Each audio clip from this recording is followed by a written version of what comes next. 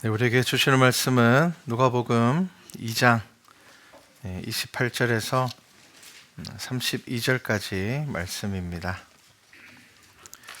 자, 우리 한 목소리로 함께 성경 말씀을 봉독하겠습니다. 함께 봉독합니다. 시몬이 아기를 안고 하나님을 찬송하여 이르되 주제여 이제는 말씀하신 대로 종을 평안히 놓아 주시는도다. 내 눈이 주의 구원을 보았사오니 이는 만민 앞에 예비하신 것이요 이방을 비추는 빛이요 주의 백성 이스라엘의 영광이니이다 하니. 아멘. 네, 이제 대강절 네 번째 주일입니다. 이번 주 수요일이 성탄 주일이고요. 우리는 지금 이 예수님께서 2000년 전에 오셨음을 기다리는, 기억하는 이 성탄절 절기를 보내고 있고요. 그리고 이 성탄절은 다시 오실 예수님을 우리가 기다리는 것입니다. 2000년 전에 예수님께서 오셨어. 네, 그것을 기억하는 것이 아니라 그 예수님께서 약속하신 대로 다시 오실 것이야 라는 것이 이 대강절을 보내는 의미입니다. 그래서 이 대강절을 보내면서 우리가 어떤 마음으로 이 성탄절을 기다리고 우리가 어떤 마음으로 이 성탄절을 기대하며 나아가야 되는지, 그리고 또 어떤 사람에게 이 성탄의 소식이 전해지는지를 우리 오늘 말씀을 통하여서 한번 봤으면 좋겠습니다. 우리가 성경을 보면요, 예수님께서 오심을 이전에 소식으로 들은 사람들이 있습니다. 우리가 잘 아는 동방박사가 있습니다. 그리고 또 양치는 목동들이 있습니다. 그리고 오늘 우리가 읽은 말씀에 나오는 시몬이라는 사람이 등장을 하고요. 그리고 또 여선지자 안나라는 사람이 등장을 하고요. 또 헤롯도 동방박사를 통하여서 예수님께서 오심의 소식을 듣게 됩니다. 자, 이런 사람들, 하지만 또 그 사람들의 마음은 서로 조금씩 더 달랐습니다. 하지만 그 안에 또 동일한 마음들이 분명히 있었습니다. 자, 우선 동방박사는요, 우리는 그냥 동방박사 그러면은 아주 먼 곳에 있던 사람들이 그냥 별을 보고 신기해서 따라온 것으로 생각을 하지만 역사적인 사건 안으로 들어가게 되면은 그렇지 않습니다. 이 동방박사들은 갈대아의 제사장들인데요, 이 사람들은 별을 보고 메시아가 왔구나 라는 것을 생각하고 예루살렘으로 찾아온 사람들입니다. 그들이 특별한 별을 보고 이거는 메시아가 탄생한 별이야 라는 생각을 했다라는 것은 그들이 이미 이 별에 대한 선지식이 있었다라는 것을 의미를 합니다.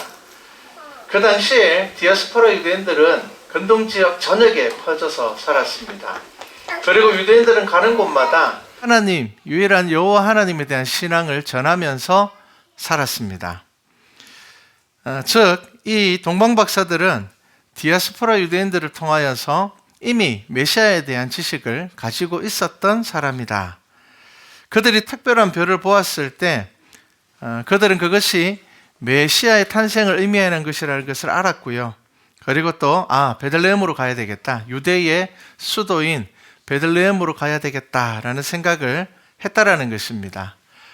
동방박사들은 전혀 유대교와 상관이 없는 사람인 것처럼 보이지만 사실은 그들은 메시아를 알고 그들은 또 기다렸던 사람들입니다. 성경에는 나와 있지 않지만 당시에 이 유대인들은 여러 선지자들을 통하여서 메시아가 나타날 때의 징조에 대해서 아주 구체적으로 그들은 알고 있었습니다. 그 당시에 흩어진 유대인들, 디아스포라 유대인들 사이에서 메시아가 나타날 때 이런 징조가 있을 것이다 라는 것이 있었는데, 그것을 간략하게 이야기하면은 이제 이렇습니다. 제1년에는, 첫 번째 해에는 양식이 공급되지 못할 것이다. 이제 기근이 시작되는 겁니다. 그리고 제2년에는 기근의 화살이 쏟아질 것이다. 가문다는 겁니다. 그 다음에 제3년에는 큰 기근이 올 것이다. 그리고 제4년에는 기근도 아니고 풍년도 아닌 그런 해가 될 것이다. 그리고 제5년에는 엄청난 풍요로움이 있고 동방으로부터 별이 빛날 것인데 이것이 바로 메시아의 별이다. 이 별은 동방으로부터 15일 동안 빛을 낼 것인데 만일 그 빛을 내는 기간이 연장된다면 그것은 이스라엘의 유익을 위한 것이다. 자, 이래서 이제 제7년까지 있습니다. 그러니까 우리는 이사야서에 흩어져 있는 예언들을 보지만 유대인들은 이런 구체적인 내용들을 가지고 메시아를 기다리고 있었고, 흩어진 유대인들, 디아스포라들은 자기들이 가는 곳마다 회당을 세우고 그곳에서 신앙을 붙잡고 살아가면서 언제 메시아가 오실 것인가에 대한 기대를 가지고 살았다라는 것입니다. 자, 그리고 제6년에는 말들과 선언들이, 제7년엔 전쟁들이, 그 해의 마지막에 메시아가 올 것이다. 자, 이런 예언이 있었습니다. 자, 천문학적인 확실한 근거를 가지고 말하자면 800년마다 한 번씩 발생하는 이 목성과 토성의 근접이 인류 역사상 언제 가장 먼저 나타났는가 하면은 예수님께서 태어나시기 2년 전에 나타났습니다. 이것은 확실한 근거입니다. 그런데 그것도 한 번이 아니라 자그마치 3번이나 나타났습니다. 5월달, 10월달, 12월달 발생을 했습니다. 그러면 2000년 전에 일어난 이 사건들을 어떻게 알 수 있느냐? 놀랍게도 지금 인류가 기록을 가지고 있는 가장 오래된 학문은 천문학입니다. 천문학의 기록은 3000년이 넘습니다. 이 천문학 기록 가운데 분명하게 예수님께서 태어나실 당시에 유례 없이 나타난 특별한 별에 대한 기록들이 남아 있습니다. 이것은 한 지역에만 남아 있는 것이 아니고요. 천문학이 발달된 지역에 거의 대부분 다 남아 있습니다. 특별히 이 중국의 천문학표는 굉장히 신뢰도가 높고 중요합니다. 그런데 이 중국의 천문학표에 예수님께서 태어나셨던 그 시대에 이후로도, 이전에도 나타나지 않은 별에 대한 기록들이 남아 있다라는 것입니다. 그리고 그것은 유대 베들레헴과 연관이 있었습니다. 자, 그래서 천문학자 케플러는 어떤 이야기를 했는가 하면은 그 예수님께서 태어나셨을 때 등장한 그 별에 이름을 붙였는데 그 별의 이름이 그리스도의 별입니다. 이름 자체를 그렇게 붙였습니다. 왜냐하면은 그 별은 그 이전으로도 그 이후로도 나타난 적이 없었기 때문입니다. 자, 그렇기 때문에 이 동방 박사들은 별만 보는 사람들이 아니었습니다. 그럼에도 불구하고 그들은 그 별이 나타났을 때에 이것이 바로 유대인들이 이야기하던 바로 그 별인가 보다라고 생각을 하고 그들은 유대의 수도인 베들레헴으로 향하였다라는 겁니다. 그들은 메시아를 기다리는 사람들이었습니다. 그리고 두 번째가 우리가 잘 아는 양을 치는 목동들입니다.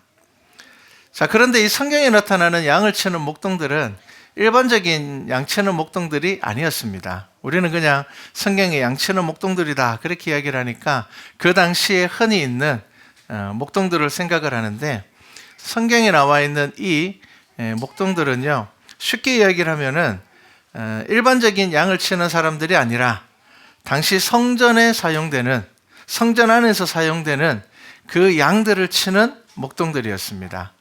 그래서 이 목동들은 레위 지파 사람들이었습니다. 레위 지파 사람들이었으며 이들은 베들레헴에서 양을 치면서 그들이 치는 그 양이 매일의 성전의 제사 가운데 사용되는 것을 기대하면서 특별한 양을 치고 있었다라는 것입니다. 그리고 이 양을 치는 목동들에게 있어서도 메시아는 특별한 의미가 있습니다. 왜냐하면은 메시아가 오시면은 그들이 더 이상 이 양을 치지 않아도 되는 것입니다. 예수님께서 오시는, 메시아께서 오시는 그때까지 이 매일의 희생 제사는 드려지지만 메시아가 오고 완전한 하나님의 나라가 이루어지게 되면은 더 이상 이제 성전에서 제의는 이루어지지 않을 것이기 때문에 자신들도 양을 칠 이유가 없는 사람들이었습니다. 그래서 예수님께서 오심, 그리스도께서 오심의 소식은 꼭 필요한 사람들에게, 그리고 그것을 기대하고 있는 사람들에게 주어지는 은혜였습니다. 그리고 오늘 등장하는 시몬이 있습니다. 그리고 안나가 있습니다. 그리고 또 제가 아까 이야기했지만 헤롯이라는 사람도 있었습니다. 많은 사람들에게 그리스도께서 오심은 기쁨의 소식이었지만 헤롯에게는 그렇지 않았습니다. 헤롯은 메시아에 대해서 알고 있었습니다. 그는 이둠의 사람으로서 유대교에 대해서 잘 아는 사람이었습니다. 그런데 헤롯은 메시아를 정치적인 메시아로 봤습니다.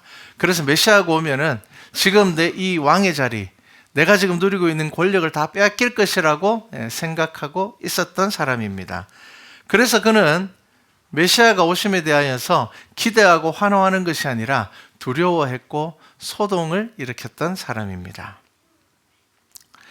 자, 시몬에 대한 성경의 기록은 많이 없습니다. 그런데 짧은 기록으로 그가 어떤 사람인지 우리는 알 수가 있습니다. 오늘 우리가 읽은 말씀 바로 앞에 보면은요, 25절 말씀을 제가 읽어드리겠습니다. 2장 25절에 보면은 이런 말씀이 있습니다. 예루살렘에 시몬이라고 하는 사람이 있으니 이 사람은 의롭고 경건하여 이스라엘의 위로를 기다리는 자라, 성령이 그 위에 계시더라. 이렇게 이야기를 합니다. 자, 시몬에 대하여서 세 가지로 이야기를 합니다. 첫 번째가 의로운 사람이고요. 두 번째가 경건한 사람이고요. 아주 중요한 건데요. 세 번째가 뭐냐 하면은 이스라엘의 위로를 기다리는 사람이었다라는 겁니다. 이 말은 메시아를 기다리는 사람이었습니다. 그리스도가 빨리 왔으면 좋겠다. 성경에 약속하신 그분이 빨리 오셨으면 좋겠다. 기대하고 기다리던 사람이었습니다. 이 세 가지는 오늘날 우리들에게도 굉장히 중요합니다. 여러분, 의롭다라는 말은 어떤 말입니까? 이것은 도덕적이며 윤리적인 의미를 가지고 있습니다. 이 시몬이라는 사람은 정의로운 사람이었고 공의로운 사람이었고 많은 사람들에게 칭찬받는 사람이었습니다. 그런데 그냥 거기서 끝나는 것이 아니었습니다. 그의 어떤 도덕적이며 윤리적이며 그리고 그의 내적인 도덕적인 의무는 어디에서 왔는가 하면은 그의 경건에서 왔다라는 겁니다. 자, 그는 경건한 사람이었습니다. 여러분, 경건은 종교적인 삶을 이야기를 합니다. 그런데 여러분, 이 두 가지가 균형 잡는 게 정말 중요합니다. 여러분, 때로는 우리의 믿음이 치우쳐져 있을 때가 너무 많습니다. 도덕적이긴 한데 우리 안에 경건이 없을 때가 참 많습니다. 경건하기는 한데 우리가 세상에서 공의롭지 못할 때가 많습니다. 종종 우리는 교회 생활에서는 정말 잘하시는데 직장에서는 믿음의 삶을 드러내지 못하시는 분들이 있습니다. 의롭고 정직하지 못하게 살아가는 분들 있습니다. 또 반대인 사람들도 있습니다. 직장에서는 정말 좋은 사람이고 사람들하고 정말 잘 어울리고 막 활달하고 활동적인데 교회 안에서는 신앙생활 하는 데 있어서는 굉장히 소극적이며 그냥 저분 신앙생활 하시는 게 맞을까라는 생각이 드는 분들 있습니다. 그런데 여러분, 이 두 가지의 균형을 잡는 것은 정말 중요합니다. 여러분, 그냥 좋은 사람, 여러분 좋은 사람이 된다라는 건 정말 좋은 것입니다. 그런데 여러분, 그 안에 경건함이 있어야 된다라는 겁니다. 여러분, 그리스도 예수의 믿음 안에서 의로운 분들이 되셔야 됩니다. 여러분, 믿음 안에서 좋은 사람들이 되셔야 됩니다. 여러분들의 믿음을 통하여서 여러분들의 삶의 자리에서 저 사람 참 좋은 사람이야. 그런데 저 사람의 믿음도 참 대단한 것 같아. 이렇게 돼야 됩니다. 그런데 저 사람 정말 좋은 사람인데 교회 다니는 것 같지는 않다. 신앙생활 하는 것 같지는 않다. 정말 저 사람 잘 어울리고 잘 놀고 막 그런데 그냥 사람 좋은 거지, 우리하고 잘 어울리는 거지 신앙적이지는 않은 것 같다. 여러분, 이거 문제가 됩니다. 그 반대도 문제가 됩니다. 저 사람은 교회는 정말 열심히 다니고 하나님 이야기는 정말 많이 하는 것 같은데 도무지 사람들하고 어울리지 못하고 사람들 사이에서 긍휼의 마음을 가지지 못하고 사람들 사이에서 선한 역할들을 감당하지 못한다 그러면은 여러분, 문제가 됩니다. 어느 것도 좋지 않습니다. 무엇이 중요합니까? 여러분, 의롭고 그리고 경건하셔야 됩니다. 그리고 우리의 삶의 방향은 어디를 향하고 있어야 되는가 하면요, 하나님의 나라를 향하고 있어야 됩니다. 예수님께서 오시기 이전에, 그리스도가 오시기 이전에 사람들은 이스라엘의 위로를 기대했습니다. 그게 뭐냐 하면은 빨리 메시아가 왔으면 좋겠다. 성경에 약속한 그리스도가 오셨으면 좋겠다. 그렇다면 오늘날 우리들은 무엇을 바라보면서 살아야 되겠습니까? 다시 오실 예수 그리스도를 바라보는 마음이 있어야 됩니다.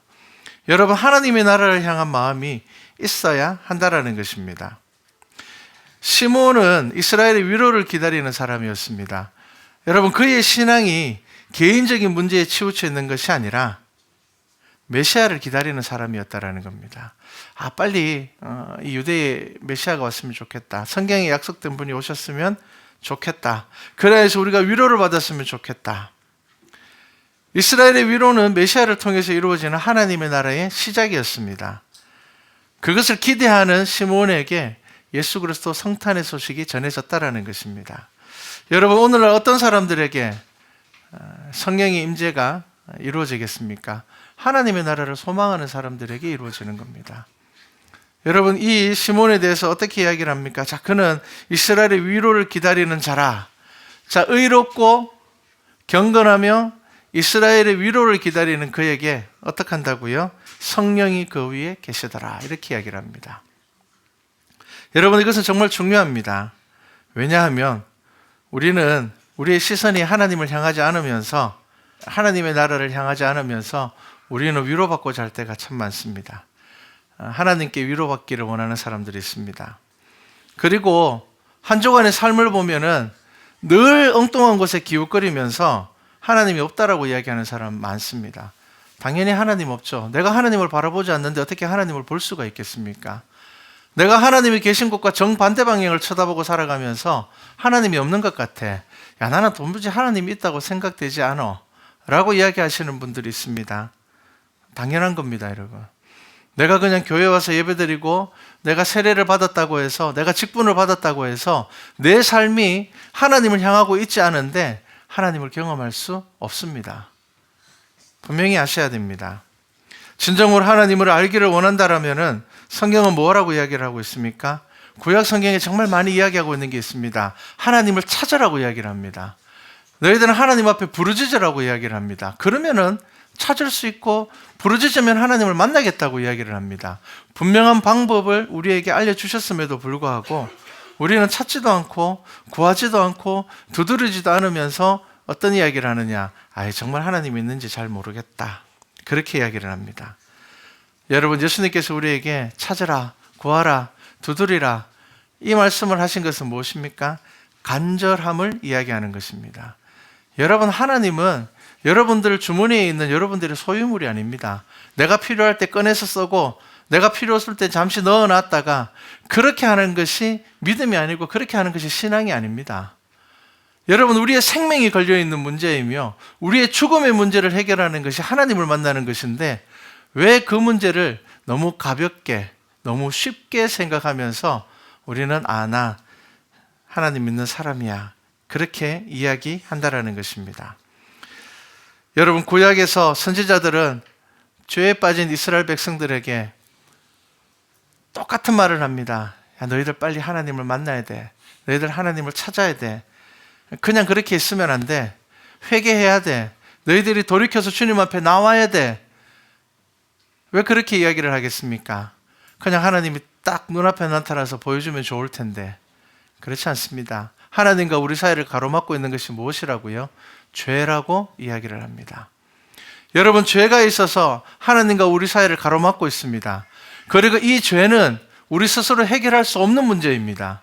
우리 스스로 우리 삶에 주어지는 죄들을 해결할 수 없습니다. 우리가 유일하게 할 수 있는 일은 무엇입니까? 하나님을 찾는 것입니다. 우리가 예수 그리스도 앞에 나아가는 것입니다. 우리가 부르짖어서 기도하는 것입니다. 왜 그렇습니까? 그 음성을 들으시고 그 기도를 들으시고 하나님을 향하는 우리의 믿음의 시선을 통하여서 예수 그리스도를 통한 은혜가 우리에게 주어진다라는 것입니다. 여러분, 이거 정말 중요합니다. 여러분, 그냥 하나님께서는 말 안 해도 아신다는데 내가 말 안 해도 다 들어주시면 안 되나? 여러분, 우리가 자녀를 키울 때 여러분, 아이의 울음소리가 어떤 의미를 가지고 있습니까? 만약에 여러분 아이가 울지 않는다고 생각해 보십시오. 여러분, 아이 제대로 못 키울 겁니다. 아이가 울기 때문에 얘가 무슨 문제가 있나? 얘가 배가 고픈가? 얘가 좀 몸이 아픈가? 얘가 지금 뭔가 좀 불편한 게 있는가? 부모의 시선을 사로잡는 것은, 부모의 시선을 돌리는 것은 어린아이의 울음소리입니다. 여러분, 하나님께서 여러분들에게 왜 부르짖으라 이야기하시는 줄 압니까? 몰라서 그런 것 아니고요. 그것이 하나님과 우리와의 소통이 되기 때문입니다. 여러분, 부르짖으셔야 됩니다. 간절한 마음을 가지셔야 됩니다. 간절함이 사라지게 되면은요, 하나님과 우리의 관계가 서서히 멀어지고 끊어지게 된다는 것입니다. 여러분, 우리나라는 한국의 평양 대부흥운동 가운데 성령의 아주 놀라운 역사를 경험을 했습니다. 여러분, 이 평양 대부흥운동, 그 성령의 역사가 우리에게 왜 일어났는 줄 압니까? 간절히 부르짖고 기도했기 때문입니다. 여러분, 제 나이 정도가 되면은 이제 모태신앙으로 신앙생활 하신 분들은 옛날에 교회가 얼마나 기도 많이 했는지 아실 겁니다. 금요 철야하면 거의 밤을 샜죠. 금요 철야 기도회를 하면 저녁 한 10시부터 모여서 새벽 4시까지 기도를 했습니다. 그렇게 밤새워서 기도하고 출근하시는 분들이 있었습니다. 지금보다 훨씬 더 먹고 살기 힘든 시절이었고, 지금보다 더 팍팍한 시절이었음에도 불구하고 그렇게 부르짖었습니다. 그렇게 기도했습니다. 피곤하고, 육신은 피곤하고 고나였지만 하나님 앞에 부르짖음으로 인하여서 하나님께서 주시는 위로를 경험했던 시대였습니다. 그래서 하나님께서 이 땅에 특별한 기적을 베풀어 주셨습니다. 그런데 정작 이 안에 살아가고 있는 우리는 기적을 잘 모릅니다. 그렇죠? 세계는 대한민국을 바라보면서 기적의 나라라고 이야기를 합니다. 최근 100년의 역사 가운데서 가장 빈국에서 선진국으로 올라간 나라가 없습니다. 여러분, 세계 역사를 통틀어서 이렇게 갑자기 잘 살게 된 나라는 없습니다. 우리는 그 기적 가운데 있음에도 불구하고 사실은 이 기적을 모릅니다. 그냥 원래 그랬다라고 생각을 합니다. 근데 여러분, 그렇지 않습니다. 우리 한국은 아주 특별한 기적을 경험한 나라입니다.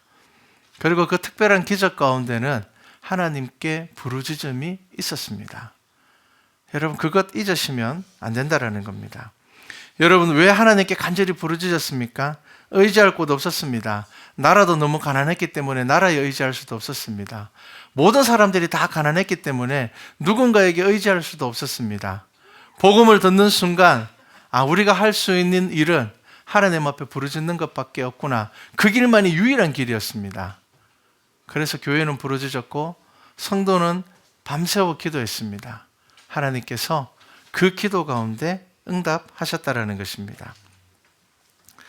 가난해서 하나님을 만난 것이 아니라 하나님만 의지했기 때문에 하나님께서 주시는 은혜를 누렸습니다. 가난에서 벗어나기 위함이 아니었고요, 죄인임을 먼저 깨달았기 때문이었습니다. 그래서 평양 대부흥운동은 회개운동이었습니다. 오순절 특별한 은혜의 시간도 회개운동이었습니다. 여러분, 그 회개를 통하여서 대한민국은 기적의 국가가 되었습니다. 한국 기독교 역사에 대한 책을 한번 읽어보시면 아주 놀라운 많은 것들을 발견하게 될 것입니다. 우리 교회 안에 일어났던 많은 성령의 역사들을 바라보게 될 것입니다. 자, 우리 교회가 하나님이 기뻐하시는 교회가 되는 것은 다른 방법이 없습니다. 저와 여러분이 하나님의 나라를 기대해야 됩니다. 하나님의 나라를 기대하셔야 됩니다. 분주하게 살다가 와서 이 예배만 드리고 어떻게 이 예배 시간만 끝나면 또 내 삶의 어떤 예배가 사라져 버리는 것이 아니라 저와 여러분의 모든 삶 가운데서 그 방향성이 하나님의 나라를 기대하는 삶이 되어야 한다는 것입니다. 그래서 찾으셔야 되고 또 구하셔야 되고 두드리셔야 됩니다. 여러분, 무엇을 위해서 그렇게 해야 됩니까? 하나님의 위로와 다시 오실 예수님의 약속을 붙잡고 우리 교회가 하나님께서 우리에게 명령하신 일들을 감당할 수 있는 교회가 되기 위하여서 우리는 부르짖어야 한다는 것입니다. 여러분, 한 해를 이제 얼마 남겨놓지 않고 있습니다. 여러분, 2019년을 한번 돌아보시면서 한번 이렇게 생각해 보십시오. 내가 2019년 하나님의 나라를 정말 기대하면서 달려왔는가? 여러분, 생각해 보셔야 됩니다. 내가 하나님의 위로를 가지고, 내가 하나님의 위로를 기대하면서 그 소망을 가지고 내가 달려왔는지, 내 믿음의 여정들을 그렇게 이끌어왔는지를 보셔야 합니다. 위로를 구하신 분들은 위로를 받으셨을 겁니다. 그리고 저는 목회를 하면서 믿음이 성장하며 자라나는 성도들을 봅니다. 그리고 말씀 가운데 위로를 받는 분들을 봅니다. 말씀 가운데 그 마음이 풍성하여지고 그 삶 가운데서 변화되는 삶을 경험합니다. 그래서 또한 그것이 저에게 감사가 됩니다. 목사인 제가 여러분들에게 설교함으로 인하여서 여러분들에게 은혜를 끼치는 것, 이게 교회의 전부가 아닙니다, 여러분. 저는 여러분들의 삶을 통하여서 은혜 받는 사람입니다. 여러분들은 선포되어지는 말씀을 통하여서 하나님의 은혜를 경험하는 것이고요. 저는 또한 여러분들의 삶이 변화되고 하나님의 나라의 소망이 더 커지고 하나님과 더 가까워지는 것을 보면서 또한 하나님께서 주시는 은혜와 위로를 경험하게 되는 것입니다. 여러분, 이것이 교회입니다. 여러분, 이것이 우리가 동력하며 나아가는 것입니다. 이것이 바로 우리의 감사의 제목이 된다는 것입니다. 자, 교회는 소망을 가져야 교회입니다. 이제 2019년 하나님의 위로를 경험하지 못하신 분들은 2020년은 간절한 마음으로 나아가는 성도들이 되시기 바랍니다. 여러분, 2019년에 머뭇거리시면서 신앙생활 하셨다라면은, 내가 어디로 갈지 몰라서 방황하셨다라면은, 이 2019년을 마무리하고 2020년을 시작해야 되는 이 시점에 여러분들의 믿음의 결단이 있기를 바라며, 여러분들의 마음 가운데 하나님의 나라의 소망이 분명하게 세워지기를 바랍니다. 그리하여서 우리 말씀과 찬양 교회와 성도 모두가 의롭고 경건하며 다시 오실 하나님의 나라를 기대하며 나아가는 교회와 성도 되기를 주님의 이름으로 축복합니다.